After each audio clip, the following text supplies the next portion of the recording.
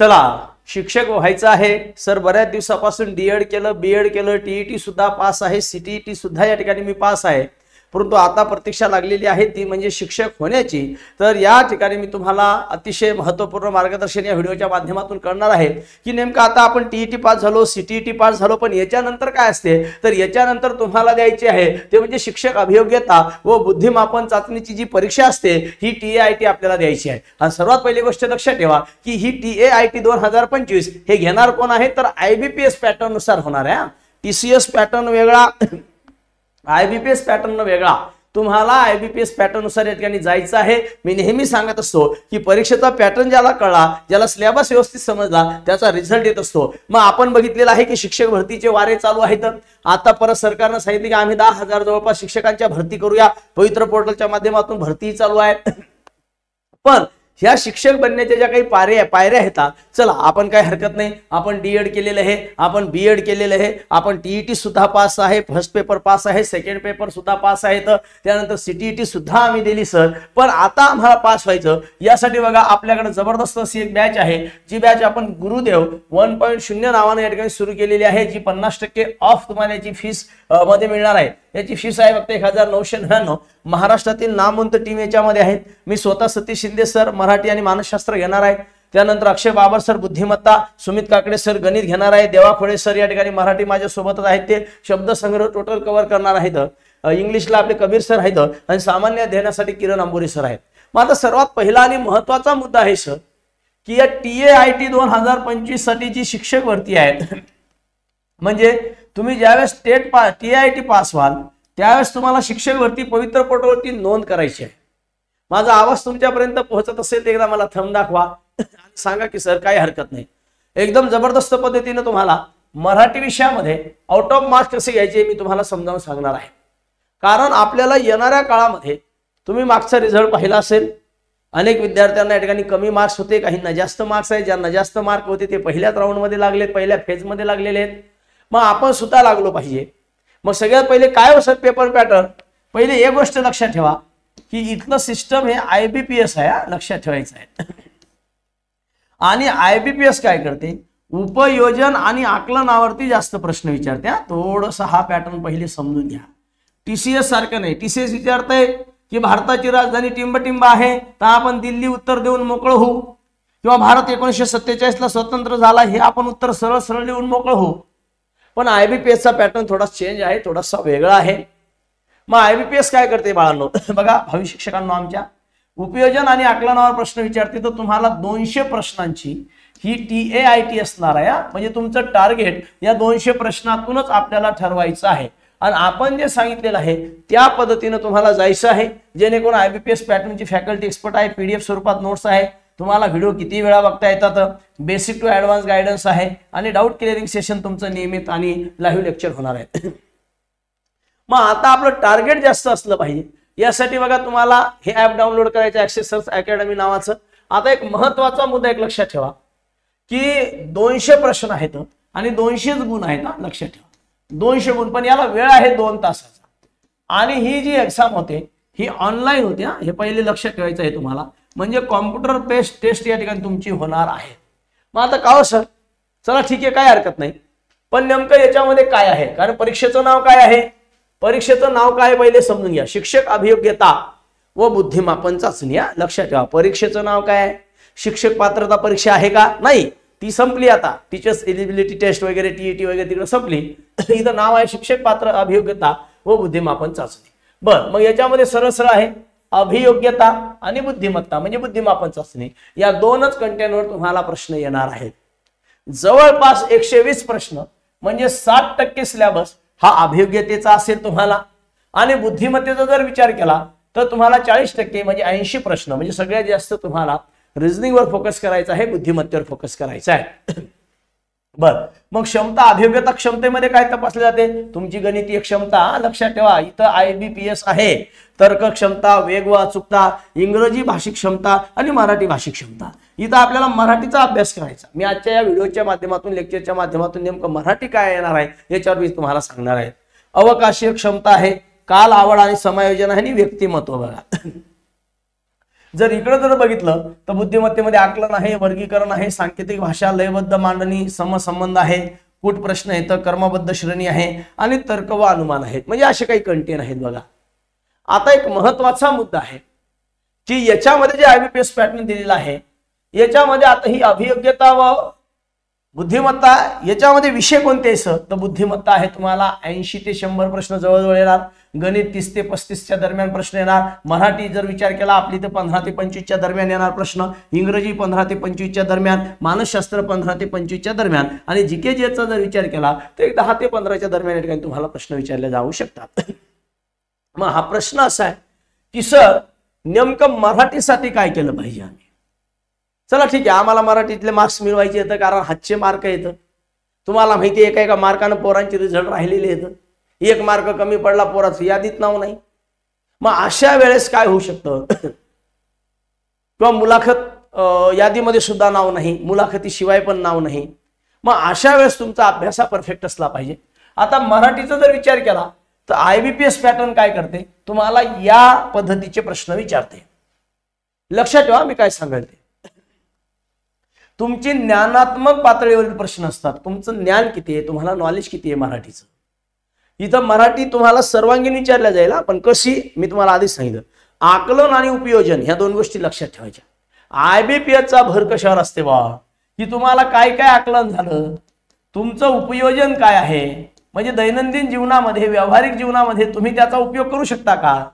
आता इथं काय दिलेलं बघा सिलेबस मध्ये काय दिलं की मराठी भाषिक क्षमता म्हणजे व्यवहार करताना ही व्यवहार उपयोगी भाषा आहे का, तुम्ही दैनंदिन जीवनामध्ये व्यवहारात याचा उपयोग कशा पद्धतीने करू शकता. उद्या शिक्षक या नात्यानं तुम्हाला मुलांना शिकवायचं आहे, मग तुमचं ते आलं पाहिजे ना तुम्हाला की बाबा नेमकं भाषा कशी असली पाहिजे, नेमकं त्याच्यातून काय आकलन झालं पाहिजे, नेमका योग्य शब्द काय आहे. आता मी जर म्हणलं बा पाणी, आता हा एक पाणी आहे आणि हा पण पाणी आहे, मग या दोन्ही पाणीचा नेमका अर्थ काय आहे हे कळलं पाहिजे ना शिक्षक या नात्यानं. म्हणजे हे तुम्हाला या ठिकाणी समजलं पाहिजे. हे पाणी म्हणजे हात होते, खालचं पाण्याचा अर्थ जल होते, म्हणजे हे आपल्याला जर कळलं तर याला आकलन म्हणते. मग मराठी याच्या पद्धतीचा तुम्हाला अभ्यास करायचा आहे. मग आता दुसरा जर विषय बघितला आम्ही तर ज्ञानात्मक तुमचं पातळीवर आकलन असलं पाहिजे महत्वाचं. मराठीचे उतारा 100% येतो. याच्यावरचे प्रश्न तुम्हाला सोडवायचे असतात किंवा मराठीचा उतारा दिलेला आहे त्याच्या खाली प्रश्न असतात. हे उतारा कधी कधी लंबालचक असतो पण उतार्याचा इथं काय प्रॉब्लेम होते ऑनलाईन असल्यामुळं बघा, कारण की काय असते ऑनलाईन मध्ये हे उतारा या स्लाइडवर असते आणि या स्लाइडवर असे 5 प्रश्न असतात एका स्लाइडवर. त्याच्यामुळं ऑफलाईन पेपर सारखं असते का नाही, ऑफलाईन पेपरला कसं असते उतारावर त्याच्या खाली प्रश्न असतात, इथं समोरच्या स्लाइडवर असल्यामुळं आपल्याला थोडंसं मागं पुढं उतार्यामध्ये यावं लागते. यस रामकृष्ण हरी रामकृष्ण हरी. चला इकडे लक्ष द्या आता बघा. त्याच्यानंतर उपयोजनात्मक पातळीवर तुम्हाला प्रश्न विचारले जातात, व्होकॅब्युलरीवरचे प्रश्न विचारले जातात, शब्दसंग्रहावर सगळ्यात जास्त. त्यानंतर साहित्य आणि साहित्य संपदा हा एक घटक तुम्हाला IMP करायचा आहे की कोणतं पुस्तक लिहिलं बा. आता मागच्या वेळेस प्रश्न आला होता कोसला कादंबरी कोणाची आहे, मग आपल्याला सांगता आलं पाहिजे कोसला कादंबरी कोणाची आहे, भालचंद्र वनाजी नेमाडे यांची आहे. राज्य पुरस्कार प्राप्त सर्वोत्तम अशी फकीरा कादंबरी कोणाची आहे तर साहित्यरत्न अण्णाभाऊ साठे यांची आहे. म्हणजे हे तुम्हाला सांगता आलं पाहिजे. आणि म्हणजे व्याकरण म्हणजे ग्रामर याच्यावरती प्रश्न येतो. आता बघा प्रश्न जे आहेत या पद्धतीचे तुम्हाला प्रश्न पॅटर्न विचारल्या जाण्याची दाट शक्यता आहे. याच्यामध्ये जर तुम्ही बघितलं तर तुम्हाला काय प्रश्न येईल की खाली दिलेल्या वाक्यातील वाक्य रचनेनुसार चुका सांगा. म्हणजे मागे पुढे शब्द देतील, नाही तर मग एखादा शब्द तुम्हाला आजूबाजूला देतील, त्याचं तुम्हाला चुकीचा एखादं उकार वेलांटी काना मात्रा चुकीचा देतील. म्हणजे वाक्य रचनेनुसार काय चुका आहेत ते सांगायचं आहे. आता उदाहरणार्थ माझा शर्ट, काय वाक्य आहे बघा, माझा शर्ट सिवान झाला. सांगा बरं आता माझा शर्ट सिवान झाला. आता हे वाक्यरचनेनुसार चूक आहे याच्यामध्ये. आता शर्ट नाही पाहिजे तर इथं काय पाहिजे शर्ट पाहिजे. सिवून याचं असं पाहिजे माझा शर्ट सिवून झाला. म्हणजे काय असे तुम्हाला चुकीचे या ठिकाणी वाक्यरचनेनुसार तुम्हाला चुका शोधायला सांगतात. शुद्ध लेखनानुसार तुम्हाला चुका सांगतात काही काही ठिकाणी. म्हणजे इथं आता वाक्यरचनेनुसार शर्ट आहे का शर्ट हे पण आहे हे पण कधी कधी तुम्हाला चूक सांगते बघा. एखादा शब्द देतात मग पाणी का पाणी हे चुकीचं सांगतात हे तुम्हाला. किंवा आशीर्वाद शब्द, आता आशीर्वाद शब्द असा चुकीचा आहे, मग आशीर्वाद शब्द काय पाहिजे तर असाच बरोबर पाहिजे. मग हे सुद्धा तुम्हाला विचारल्या जात आहे. त्याच्यानंतर विरामचिन्हाच्या चुका, नेमकं स्वल्पविराम कधी वापरायचं, पूर्णविराम कधी वापरायचं, त्याच्यानंतर प्रश्नार्थक चिन्ह कधी वापरायचं. हो हो हो महाराज आता तुम्ही रेग्युलर घेणार का? हो रेग्युलर लेक्चर घेणार, काळजी करू नका. ओके, म्हणजे कॉमा कधी वापरायचा, अर्धविराम कधी वापरायचं, पूर्णविराम कधी वापरायचं, त्याच्यानंतर लक्षात ठेवा तुम्ही की स्वल्पविराम म्हणजे कॉमा कधी वापरायचा, अपूर्ण विराम कधी वापरायचं, अपसरण चिन्ह कधी वापरायचं, ह्या सगळ्या गोष्टी आपल्याला बघायच्या विरामचिन्हाच्या चुका. म्हणजे विरामचिन्ह नाही तर विरामचिन्हाच्या चुकानुसार तुम्हाला वाक्य दिलेले असते. त्यानंतर बघा योग्य शब्दांचा वापर करून तुम्हाला वाक्य पूर्ण करायचं असते.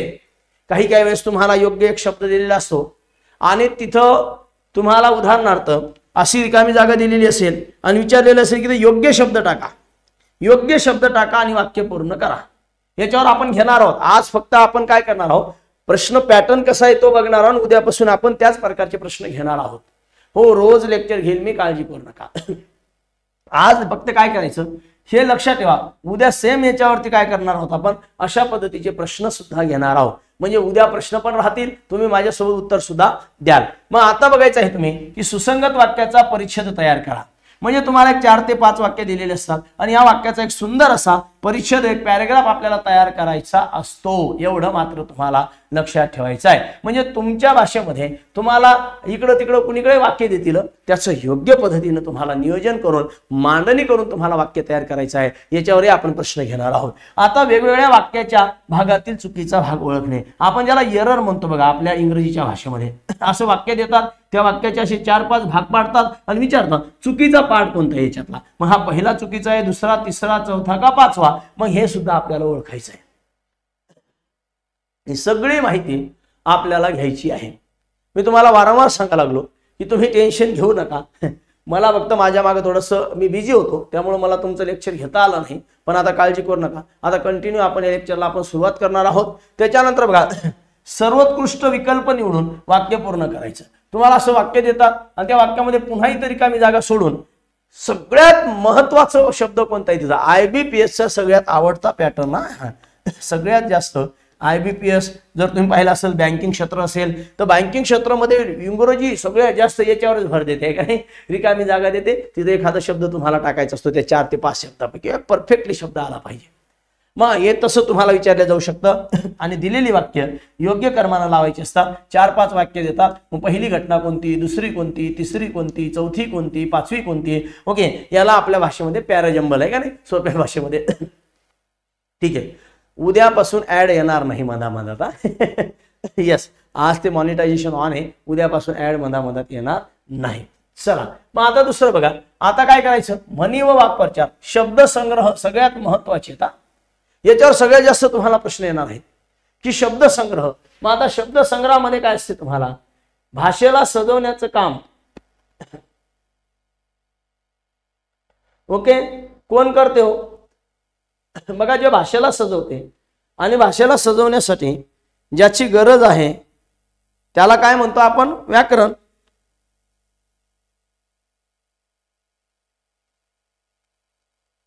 एक मिनिट हा, बघा. मग आता म्हणी आणि त्याचे वाक्प्रचार, त्याचे अर्थ, म्हणीचे अर्थ तुम्हाला विचारतात. त्यानंतर वाक्प्रचार म्हणजे वाक्यात उपयोग करायचे आपल्या लहानपणापासून शिकलो ना आपण. नाकी नऊ येणे, दात पडणे, दात पाडणे, दात पडणे, दात पाडणे, दात दाखवणे आणि दात विचकणे. लक्षात ठेवा मी एकच शब्द कसा उच्चारला, दात पडणे, दात पाडणे, दात विचकणे आणि दात दाखवणे. पाणी मुरणे, पाणी पाजणे, पाणी पडणे आणि पाणी सोडणे, याचे 4हीचे अर्थ वेगवेगळे आहेत. हे प्रश्नामध्ये आपण घेणार आहोत.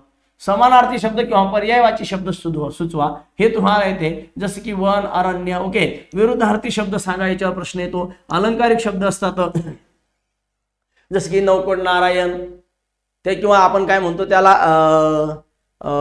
शकुनी मामा, असे काही अलंकारिक शब्द असतात. लंकेची पार्वती, पांढरा परेश असे शब्द. त्यानंतर शब्द समूहाबद्दल एक शब्द, अगोदर जन्माला येणारा म्हणजे टिंबटिंब होय, नंतर जन्माला येणारा म्हणजे टिंबटिंब होय. काही समूहदर्शक शब्द असतात. आता समूहदर्शक शब्दामध्ये चाची मध्येच मार्क जातो आपला, लय अवघड आहे बरं का, लक्षात ठेवा. हे लय सोप्या पद्धतीने मी सांगणार आहे. गवतांचा, आता गवतांचा भारा असतो आणि गवतांची विचारल्या जाते तुम्हाला, मग गवतांची काय असते हो. आता गवतांचा भार आहे, मग गवतांची चा आणि ची मध्ये फरक आहे. आता गवतांची काय असते लक्षात ठेवा, गवतांची असते पेंढी किंवा गवतांची असते गंजी. ओके, याच्यामध्ये लय मोठा फरक आहे गवतांचा आणि गवतांची. दुसरं वाक्य जर बघितलं तुम्ही, आता बघा माणसांचा, आता माणसांचा चा आहे आणि दुसरा शब्द येतो माणसांची. ओके, बघा माणसांची. तुम्ही आतापर्यंत मराठी कशी शिकली असेल, पण आता मी, तुम्ही काही काळजी नका करू. माणसांचा, माणसांचा जमाव असतो, जमाव. माणसांची गर्दी असते, चा आणि ची मध्ये लय मोठा फरक आहे. केसांचा झुपका पुंजका आंबाळा असतो, केसांची जट किंवा बट असते. सोबतच ध्वनिदर्शक शब्द असतात.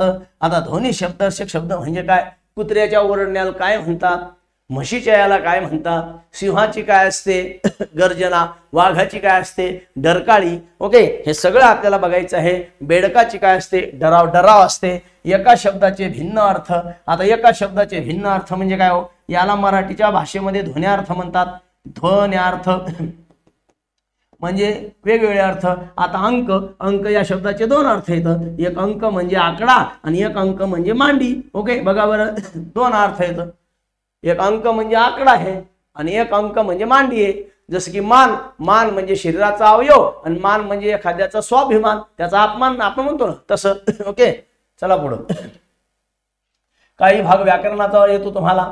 व्याकरणामध्ये शब्दांच्या जातीवर काही प्रश्न येतात. मग त्याच्यामध्ये नाम आहे, मग नामामध्ये काय आहे, काय विचारले तुम्हाला, लिंग, वचन, विभक्तीवर काही प्रश्न येऊ शकतात. ओके, विशेषणावर काही प्रश्न येतील, काही सर्वनामावर येतील, काही क्रियापदावर येतील, काही अविकारी जाती म्हणजे क्रियाविशेषणाव्यय, शब्दयोगी अव्यय, उभयान्वयी अव्यय, केवल प्रयोगी अव्यय, याच्यावर वर्तमान काळ, भूतकाळ, भविष्यकाळावर काही प्रश्न येतील, काही प्रयोगावर प्रश्न येतील, काही अलंकावर येतील, काही समासावर येतील, काही वाक्याच्या प्रकारावर येतील आणि शब्दसिद्धीवर काही प्रश्न येतील. म्हणजे आपल्याला सगळंच बघायचं, लक्षात ठेवा. म्हणजे आपण अभ्यास करताना शिकणार तर सगळंच, मग त्याच्यामध्ये TCS न कसंही विचारू द्या. उदाहरणार्थ तुम्हाला वाक्याचा चुकीचा भाग ओळखण्यासाठी तुम्हाला व्याकरण येणं गरजेचं आहे. पहिले लक्षात ठेवा, तुम्हाला काय सांगितलेलं आहे की वाक्याचा चुकीचा भाग ओळखा. वाक्याच्या वेगवेगळ्या भागातील वेगवेगळ्या भागातील चुकीचा भाग ओळखा. याच्यासाठी अगोदर तुम्हाला व्याकरण डीप मध्ये येणं गरजेचं आहे. जर तुम्हाला व्याकरणच माहित नसेल तर तुम्ही चुकीचा पाठ, त्यात एरर ओळखू शकत नाही, लक्षात ठेवा. मग याच्यासाठी हे महत्वाचं आहे. आणि त्याच्यानंतर दुसरा महत्वाचा, तुम्हाला वाचन या घटकावर आधारित काही प्रश्न असतात. मग याच्यामध्ये उतार्याचं वाचन करायचं, त्याच्यावरचे प्रश्न सोडवायचे. उतारा आणि उतार्यावरचे प्रश्न कशा पद्धतीने सोडवायचे याची एकदम सोप्या पद्धतीने मी तुम्हाला ट्रिक सांगेल. काही जाहिराती किंवा बातम्या देतात, त्याच्यावर आधारित प्रश्न विचारले जातील. काय कविता दिली जाईल, कवितेचं वाचन करा, त्या कवितेच्या वाचनावर तुम्हाला काही प्रश्न विचारले जातील. म्हणजे याचाच अर्थ आहे इथं तुमचं आकलन, इथं तुमचं उपयोजन महत्वाचं आहे. आणि हेच आपल्याला उद्यापासून आता बघायचं आहे. आता तुम्ही टेन्शन घेऊ नका, फक्त चांगल्या पद्धतीने अभ्यास करा. आणि ही बॅच आहे आपल्यावर, टेन्शन घेऊ नका. आमची सगळी टीम तुमच्या सोबत आहे आणि तुम्हाला जबरदस्त पद्धतीने मी माझ्याकडे तुमचं मराठी आणि मानसशास्त्र मी तुम्हाला शिकवणार आहे. मानसशास्त्राचं सुद्धा नेमकी काय आहे, कशा पद्धतीचा अभ्यास करायचा आणि कोणकोणते कंटेंट करायचे हे मी तुम्हाला उद्याच्या व्हिडिओमध्ये, उद्याच्या लेक्चरमध्ये तुम्हाला मी सांगेल. आणि आता आपल्याला आता जे प्रश्न घ्यायचे, कारण TCS पॅटर्न हा वेगळा आहे. TCS पॅटर्न वेगळा, IBPS पॅटर्न वेगळा आहे. मग आपल्याला जो अभ्यास करायचा तो ॲज पर आता TCS पॅटर्न न करता IBPS पॅटर्नचा, पण कुठला, शिक्षक भरतीचाच, अशा पद्धतीने आपल्याला या ठिकाणी अभ्यास करायचा आहे. एवढं मी तुम्हाला सांगतो आणि या ठिकाणी थांबतो. भेटूया आपण उद्याला. Okay, wish you all the best, take care, bye. काळजी घ्या आणि जबरदस्त पद्धतीनं तुम्हाला सगळं काही देण्याचा प्रयत्न मी करेन. थँक्यू, धन्यवाद.